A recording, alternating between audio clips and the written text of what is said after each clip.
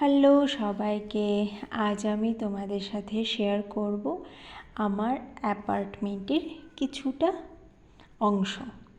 তো চলো শুরু করা যাক। এই যে দেখো, আমি হাঁটতে তো শিখে গেছি, তাই আমি হেঁটে হেঁটে দেখাবো। এই যে এখানে রয়েছে প্রচুর ফুল গাছ, মানে অনেক ফুল গাছ আছে। আর বাড়িতে লাগানোর কোনো প্রয়োজন নেই, কিন্তু তবুও আমার যেহেতু মানে ফুল গাছ ভীষণ ভালো লাগে, আমার ইচ্ছে যে না, ঘরের একদম বাইরে ফুল গাছ থাকবে, কিন্তু নেই, আমি লাগাতে পারি না। কিন্তু বাইরে প্রচুর রয়েছে। এই দেখো, আম গাছ, আম নেই, শিউলি ফুল গাছ, বেলি ফুল গাছ, অনেক ধরনের ফুল গাছ। আর এটা ছিল যেখানে আমি গটগট করে হেঁটে গেছিলাম, হয়তো অনেকেই দেখেছো, অনেকে দেখোনি। তো গাছটা সম্পূর্ণ গোড়া থেকে কিন্তু কেটে দেওয়া হয়েছে, কিন্তু তবুও দেখো ছোট ছোট ছোট ছোট ডগা বেরিয়েছে লাল লাল হয়ে। তবে এটাও কিন্তু দেখতে বেশ ভালো লাগে।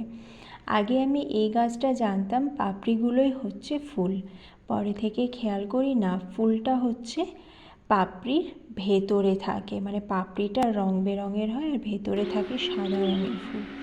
আর এই যে এখানেও দুটো গাড়ি ছিল আমার বিক্রি করার জন্য, কিন্তু এই দুটো গাড়ি বিক্রি আর হবে না, করব না। তো চলো আরেকটুখানি জায়গা দেখাই তোমাদের। তো বুঝতেই পারছো এখানে শুধু গাছ আর গাছ, মানে সত্যিই, মানে আমার এত ভালো লাগে গাছ, আর আমার এগুলো দেখতে ভীষণ ভালো লাগে।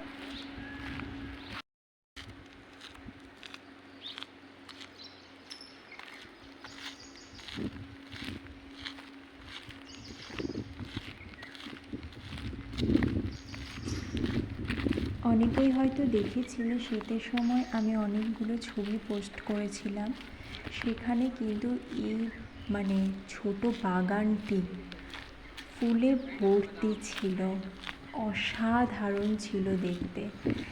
কিন্তু এখন তো নেই, আবার আসবে, আবার আমি ছবি পোস্ট করব, সবাই দেখো। এই যে আরেকটি ফুল গাছ, আমার তো দেখে এগুলো মন ভরে যায়, কার কার ভালো লাগে জানিও। আর পাশে আছে আমাদের একটা, মানে অ্যাপার্টমেন্টের পাশেই হচ্ছে লেক। তো আজকের মতো এইটুকুই আমি দেখালাম, আজ এতটুকু দেখালাম। এর পরের দিন আর একটু দেখাবো, মানে এটা তো বিশাল বড়, এর পরের দিন আবার দেখাবো।